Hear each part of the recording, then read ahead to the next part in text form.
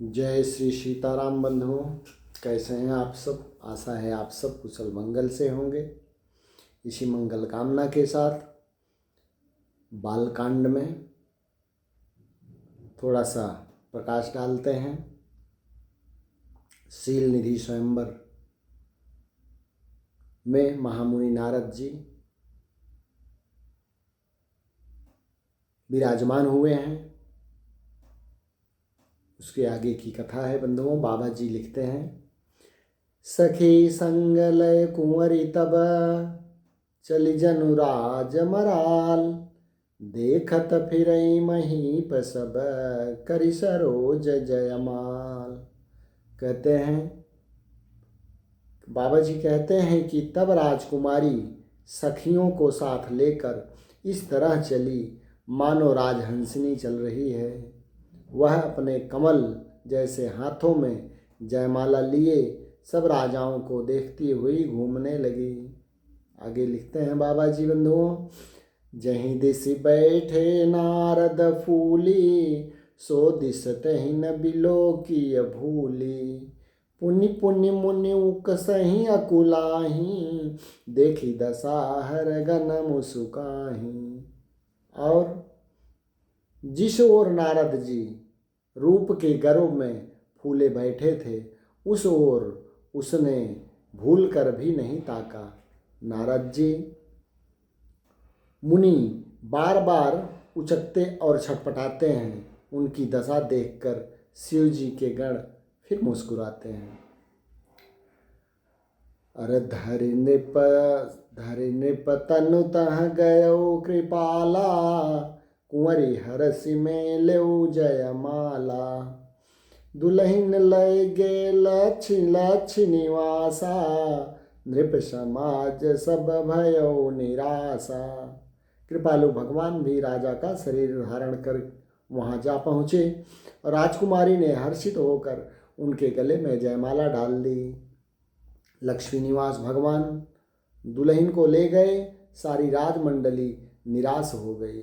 बाबा जी आगे कहते हैं बंधुओं,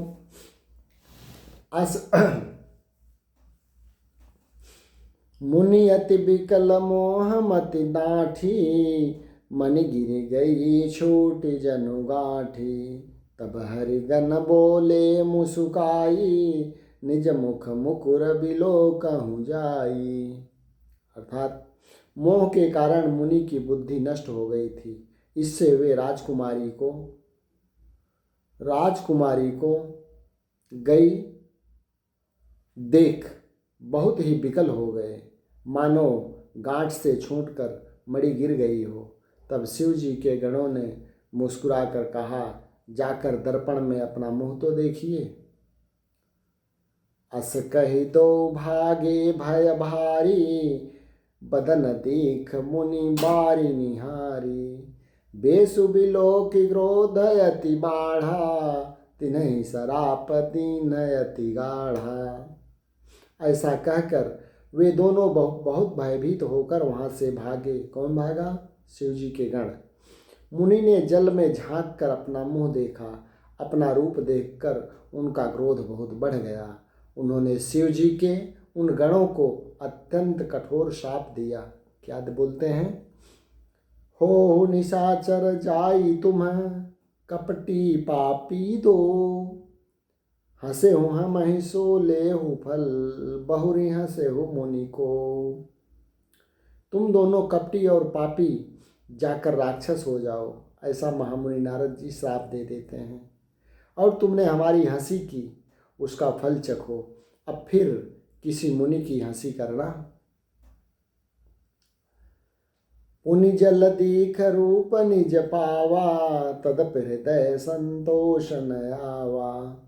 फरकत अधर कोप मन माही, सपति चले कमलापति पाही। मुनि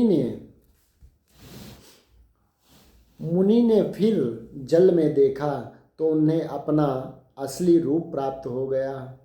तब भी उन्हें संतोष नहीं हुआ। उनके ओठ फड़क रहे थे और मन में क्रोध भरा था। तुरंत ही वे भगवान कमलापति के पास चले। देहूँ श्राप की मरी हूँ जाई, जगत मोरी उपहास कराई। बीच ही पंथ मिले धनुचारी, संग रमा सोई राजकुमारी।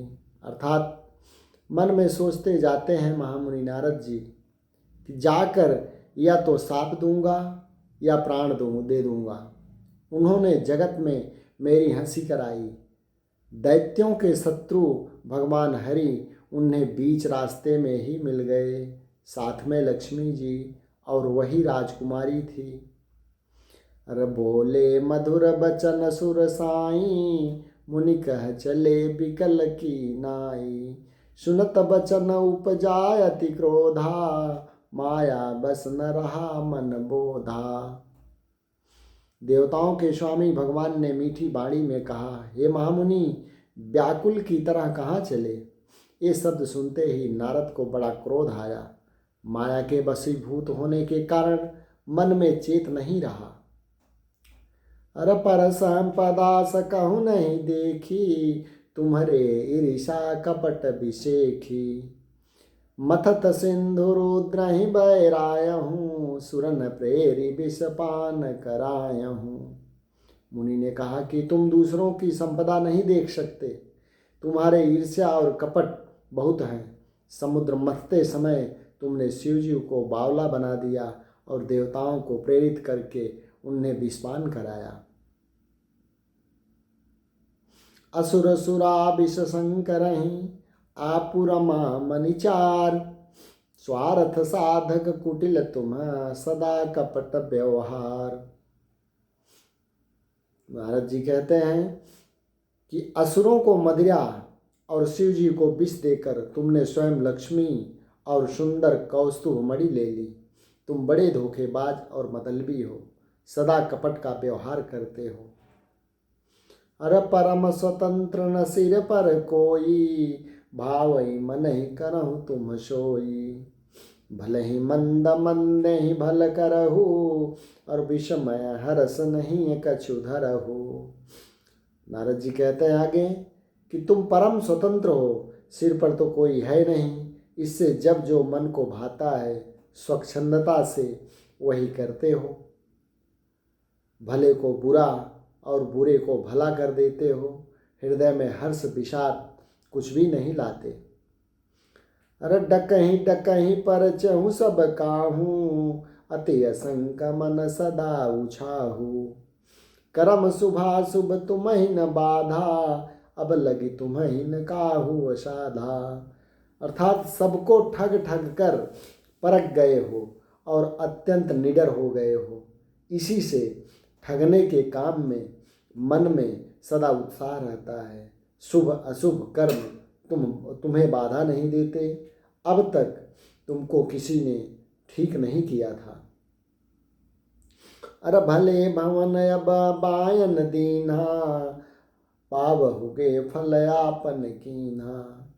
बंचहु मोहि जवनि धरि देहा, सोई तनु धरहु श्राप मम एहा। जय जय श्री सीताराम।